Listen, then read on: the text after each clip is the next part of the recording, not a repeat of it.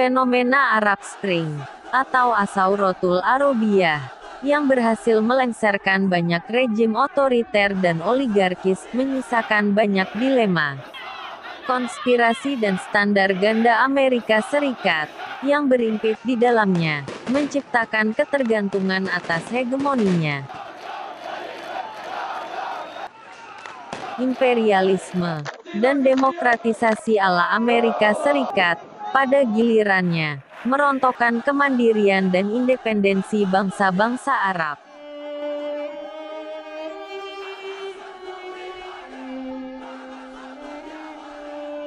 Aksi bakar diri Mohamed Bouazizi, pedagang kaki lima berusia 26 tahun, pada tanggal 17 Desember tahun 2010, sebagai bentuk protes atas tindakan represif dan tidak adil pejabat korup pemerintah kota Ben Arus, secara mengejutkan, memicu reaksi solidaritas dan protes rakyat Tunisia secara luas.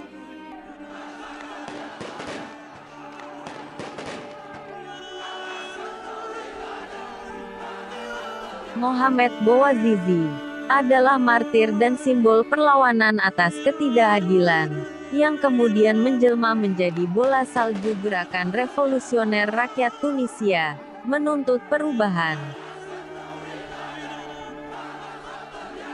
Gelombang demonstrasi merambat masif ke seluruh wilayah, dan berkembang pada isu pengangguran, tingginya biaya hidup, korupsi, dan kebebasan politik. Media sosial berperan sangat efektif sebagai sumber informasi dan media komunikasi masyarakat, sekaligus menjadi media kampanye perlawanan sipil, saat jaringan pemberitaan nasional, di luar milik pemerintah, dibekukan. Pemberlakuan jam malam, penangkapan para aktivis, dan tindakan represif polisi justru menciptakan perlawanan anti-pemerintah semakin membesar. Gelombang demonstrasi menjelma menjadi sebuah gerakan revolusioner rakyat untuk demokratisasi, dan berujung tergulingnya Presiden Zainal Abidin Ben Ali pada tanggal 14 Januari tahun 2011.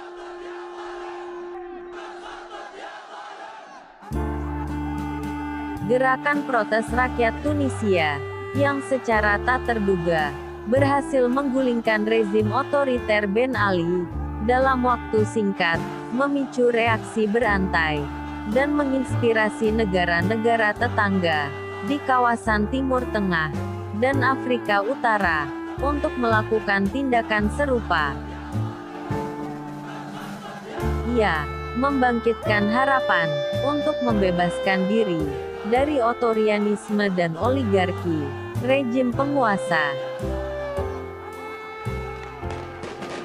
Kesenjangan sosial ekonomi, terpendamnya hak-hak politik, dan kebebasan sipil. Sebuah kondisi yang nyaris sama dialami dan dirasakan oleh mereka, masyarakat Arab saat itu.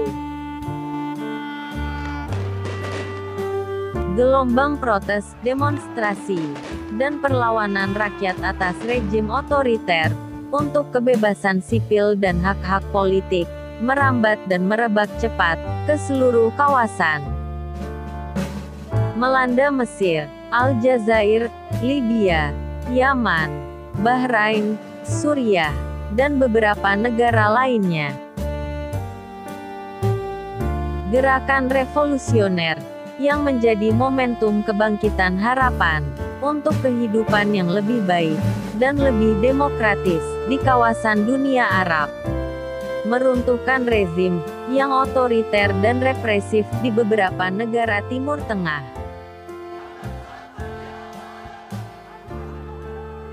Gelombang demokratisasi yang dikenal sebagai Asaurat al-Arabiyah, atau lebih populer dengan istilah Arab Spring, simbol perjuangan rakyat Arab yang menginginkan adanya perubahan besar dalam berbagai bidang ekonomi, sosial, sistem politik terbuka dan demokratis.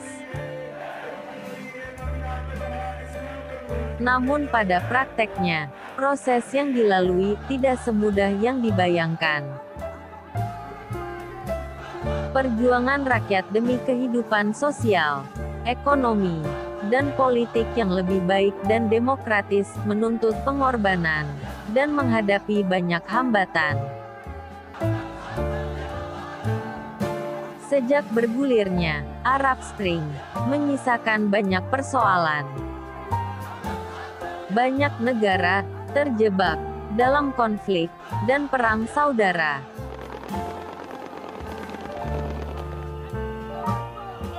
Politik identitas dan sektarianisme mengganjal transisi demokrasi yang sedang dilakukan, menciptakan instabilitas, krisis, dan konflik dalam negeri. Belum lagi, pada saat bersamaan, Amerika Serikat beserta sekutunya, yang ikut membonceng dalam gelombang Arab Spring, telah menyandera arah dan tujuan revolusi negara-negara di kawasan tersebut. Berbagai macam dalih, mulai dari misi untuk menyita senjata pemusnah massal, memerangi terorisme, hingga mendukung demokratisasi dalam kebijakan intervensi militer mereka, sebenarnya lebih merupakan konspirasi Amerika Serikat dan sekutunya untuk mengacak-acak dan menciptakan ketidakstabilan, sehingga negara-negara di kawasan Timur Tengah akan terus bergantung kepada mereka. Manakala kekuatan regional dikendalikan, otomatis keamanan nasional negara-negara Timur Tengah dipertaruhkan. Saat itulah, perlindungan diperlukan, dan suplai senjata dibutuhkan. Amerika Serikat akan meraup untung berlipat dari penjualan senjata. Selain itu, hal tersebut akan memuluskan kepentingan-kepentingan lainnya, terutama minyak, mengendalikan keseimbangan kekuasaan di kawasan, dan membayangi langkah agresif pengembangan nuklir Iran. Dinamika demokrasi tidak akan bisa lepas dari kepentingan dan hegemoni Amerika Serikat dan sekutunya. Indikator apakah sebuah negara demokratis atau tidak pun ditentukan olehnya. Hal ini terbukti dari adanya pengabaian terhadap beberapa negara di Timur Tengah, seperti Saudi Arabia, Kuwait, dan Bahrain, yang sesungguhnya memiliki sistem non-demokratis yang sama represifnya dengan negara-negara lain yang terkena imbas Arab Spring.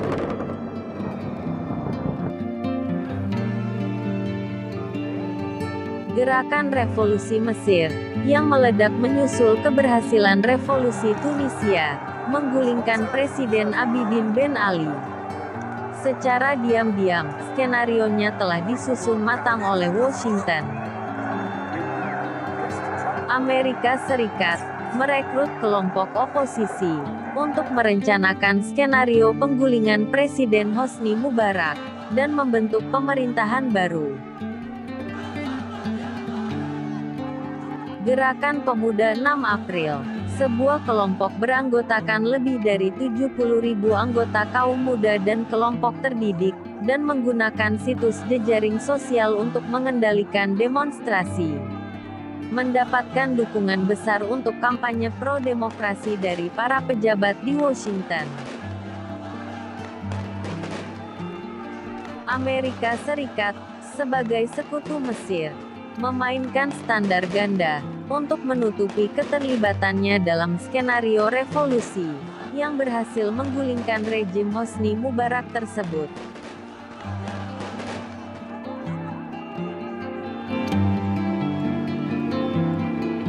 Revolusi di Tunisia dan Mesir menginspirasi ribuan demonstran turun ke jalan-jalan di ibu kota Aljazair, Algier. Mereka menantang rejim Abdelaziz Bouteflika atas pelarangan demonstrasi massa dan penerapan keadaan darurat yang telah berlaku sejak 1992.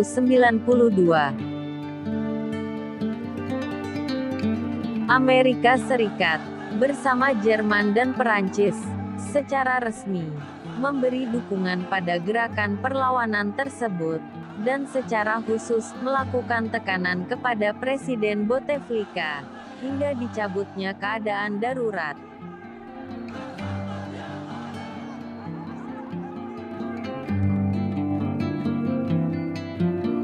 Efek domino Arab Spring memicu pecahnya perang saudara di Libya di tahun yang sama, 2011. Dalam konflik tersebut, Amerika Serikat melakukan intervensi militer dengan melakukan serangan udara besar-besaran terhadap pasukan militer Libya. Dengan dukungan kekuatan militer Amerika Serikat, pasukan pemberontak berhasil menggulingkan Presiden Muammar Gaddafi yang telah berkuasa lebih dari 30 tahun.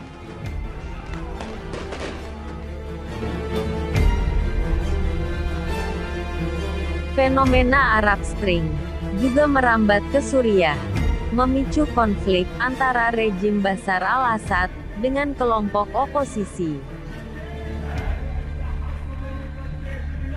Dukungan militer Amerika Serikat terhadap kelompok oposisi menghadapkannya dengan Rusia, yang memang sejak lama bersekutu dengan rejim Bashar al-Assad. Keterlibatan secara terbuka dua negara adidaya tersebut telah menciptakan konflik berkepanjangan yang menewaskan ratusan ribu jiwa. Konflik yang membuat Suriah terpuruk dalam ekonomi, sosial, dan politik.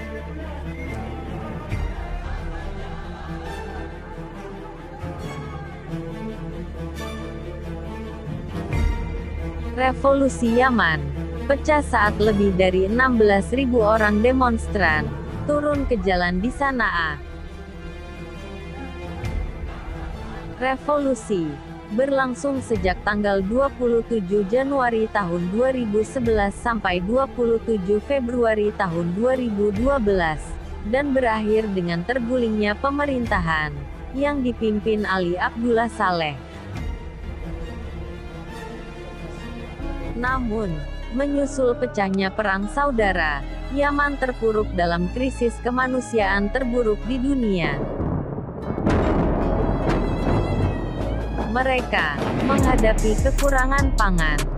Sekitar 80% dari hampir 30 juta penduduk Yaman membutuhkan bantuan kemanusiaan. Kondisi diperparah oleh serangan jihadis di selatan, dan gerakan Houthi yang menguasai bagian utara Yaman. Saudi Arabia dan Iran memainkan peran yang sangat signifikan dalam konflik Yaman, menyokong dengan berbagai cara, seperti pendanaan dan pemberian bantuan logistik militer. Gerakan Houthi yang bermazhab Syiah mendapat dukungan Iran, sementara kelompok Sunni didukung penuh Saudi Arabia dan disokong Amerika Serikat, Inggris, dan Perancis. Sejak awal terjadinya perang hingga sekarang, alasan perang ini terus berkecamuk adalah karena pendanaan asing dan motivasi dari berbagai proksi untuk terlibat dalam perang lebih lanjut.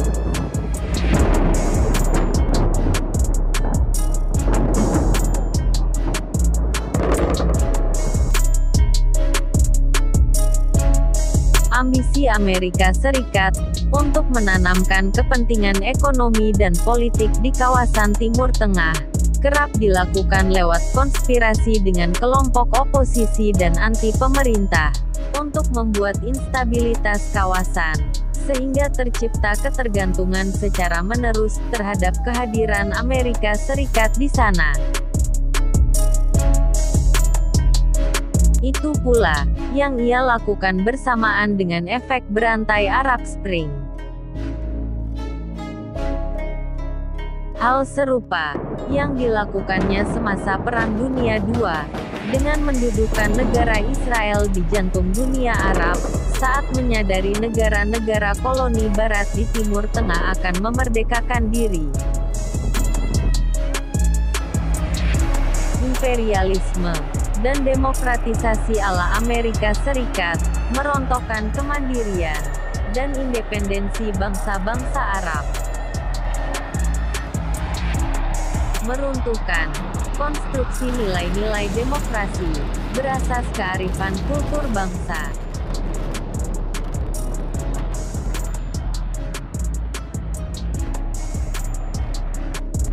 Terima kasih telah menonton video ini. Semoga bermanfaat. Salam.